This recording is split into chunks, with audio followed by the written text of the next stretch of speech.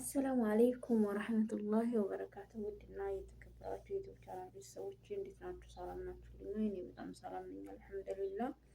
ውዶች ማሮች በጣም ናፍቃችሁኛል። ይህ ሰሞን ጠፍቻለሁ፣ በጣም ጠፍቻለሁኝ ወላሂ።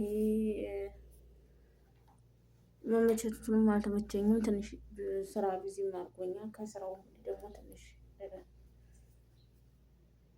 አሁንም አድርጎኝ ነበር። ለዛም ነው የጠፋሁት እና እንዴት ናችሁ? ሰላም ናችሁ? ዛሬ በከማም መጥተሻል ኸይር እንዳትሉኝ። አዎ ዛሬ በከማም መጥቻለሁኝ። ሁለት ቀን ትንሽ ጥሩም አልነበርኩኝና ግን ይቅርታ ከማሙን ዝቅ ማድረግ አለብኝ ማለት ነው። እና እንዴት ናችሁ? ደህና ናችሁልኝ? ሰላም ናችሁልኝ? እኔ ነፈቅ ብላችሁኛል። ደናችሁልኝ? ሳዲ ጠፋሽ? ሳዲ ጎበዝ ነበርሽ እኮ ምን ነው ተስፋ ቆረሽ እንዴ? ምን ነው ኢትዮጵያ ልታቋርጭ ነው? በሰላም ነው ወይ የጠፋሽው የምትሉኝ እህቶች አለው። አልጠፋሁም፣ ኢትዮጵያንም አላቋርጥም። ያው አልተመቸኝም ነበረ፣ ለዛም ነው የጠፋሁት። ግን ያለመጥፋት ሞክራለሁ። ያው ያለሁበት ቦታ አልመቻችልኝ አለ። ምንም አልተመቻችልኝም፣ ለመቀረጽም ሆነ ለምንም ምንም አልተመቸኝም። ለዛ ነው የጠፋሁት። ለቦታውም ራሱ ምንም አልተመቸኝም እና አልመቻችልኝ ስላለ ለዛ ነው የጠፋሁት። እንደገናም ደግሞ ትንሽ ሰሞን ይቺን ነገር ተዋለው ብዬ ሳይሆን አልቆብኝ ማለት ነው። ይሄ ያው ተሳስ ይከልና ነው እንዳልኳችሁ ነግሬያችኋለሁ። ይሄ አልቆብኝ ሰሞኑን ወላሂ ቅንጭላቴን የተፈጠፈጠው ቅንጭላቴ ተፈጠፈጠ። ያስነጥሰኛል። ብቻ አልሐምዱሊላህ ለኩልሃል። እጄ ላይ ምንም ብር የለኝም ነበርና ባለፈ ሰዎቹ አምጥተውልኝ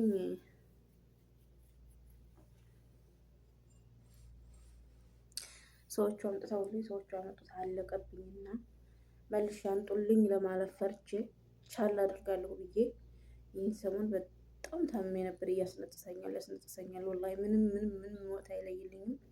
ሌትም ታነጥስ አድራለሁ፣ ቀንም ታነጥስ ውላለሁኝ እና ዛሬ ሲጠናብኝ በትክክልም ሳይደል እንዳለ ልሂድ አልኳቸው። አለ እኮ ያው ማሽሟጠጥ ስለሆነ ነው እንጂ አለ መኖሩ። ከዛ ልሂድ ስላቸው ተጠቋቆሙና አተጅም አሉኝ። ከዛ እቺ ውስጧ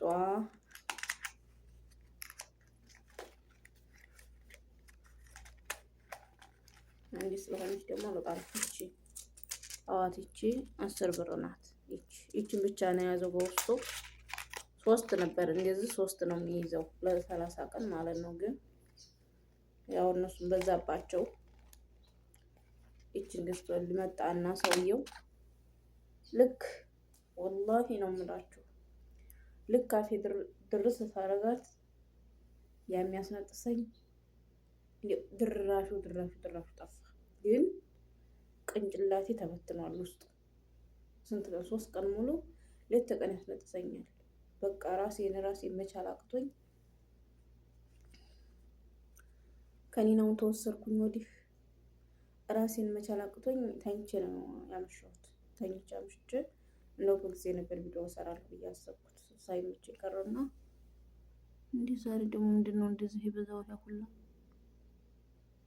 እና እውት ደግሞ ማስነጠሱ ብቻ ሳይሆን ተመልከቱ በዚህ ጋር ፈስስ በቃ ብቻ አልሐምዱሊላህ ለኩልሃል። ወላሂ እኔ በዙ አጋጣሚ ልተውም ፈልጌ ነበር። እስኪ ተተሻለ ካላስነጠሰኝ እና ማስነጠስም ሆኖ ያኔ እንዲህ ያለ ከሆነ ተዋለሁ አልፎ ከሆነ ብዬ ወስኜ ነበረ።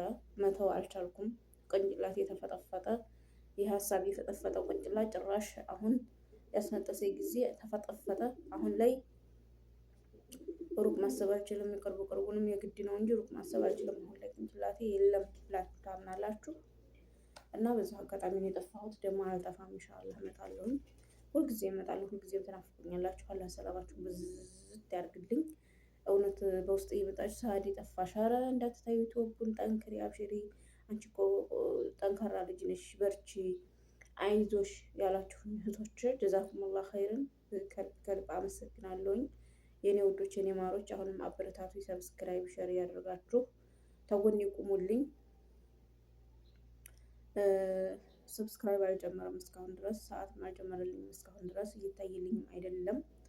አይከፈልበትም። ቢያንስ እየከፈታችሁ ተውት። ምናልባት ለእናንተ አዳምጠነው የሚጠቅም ነገር አይደለም አንቺ የምታስተላልፊው እና ምኑን እናዳምጠው ትችላላችሁ። ቢያንስ ከፍታችሁ ተውትና ለእኔ እንዲቆጥርልኝ ወይም ፋይዳ ላይ እንዲውልልኝ እየከፍታችሁ ተውት ተቻላችሁ። አለዛም ሰብስክራይብ አስደርጉኝ በጀማዓ ሸር ያደረጋችሁ።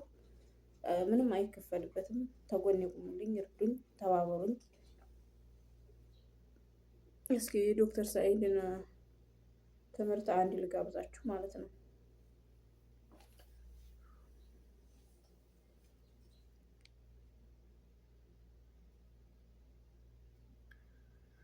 ላኢላሀ ኢለላህ ሙሐመድ ረሱሉላህ። ዛሬ ማስታወስ ችሎታን የሚጨምሩ ምግቦች ነው የማሰማችሁ ማለት ነው። እስኪ እንግዲህ የምትተገኘ እንፈልጋለን። እኔ ከእናንተ ጋር ነው እኩል ነው የማዳምጠው ቪዲዮውን፣ ብቻዬን አላዳምጠውም።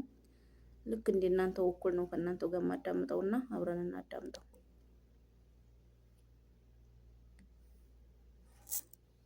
ሰላም አለይኩም ወራህመቱላሂ ወበረካቱሁ። ዛሬ ደግሞ የማስታወስ ችሎታችንን የሚጨምሩ ምግቦችን የተወሰኑትን ልንገራችሁ ብዬ ነው። እንግዲህ የማስታወስ ችሎታችንን በአመጋገብ መጨመር ይቻላል፣ በተለያዩ ልምዶች መጨመር ይቻላል፣ ወይም ደግሞ እንቅልፋችንን በማስተካከል የማስታወስ ችሎታችንን ማሳደግ እንችላለን። ዛሬ ልነግራቸው የፈለግኩት ግን ምን ምን አይነት ምግቦች የማስታወስ ችሎታችንን ይጨምራሉ የሚሉትን ነው። አንደኛ ውሃ እንግዲህ ሰውነታችን 65 ከመቶ የሚሆነው የሰውነታችን ክብደት ከውሃ የተገነባ ነው። ይህን ውሃ ደግሞ በቀን ውስጥ በተለያየ ምክንያት ከሰውነታችን ይወገዳል።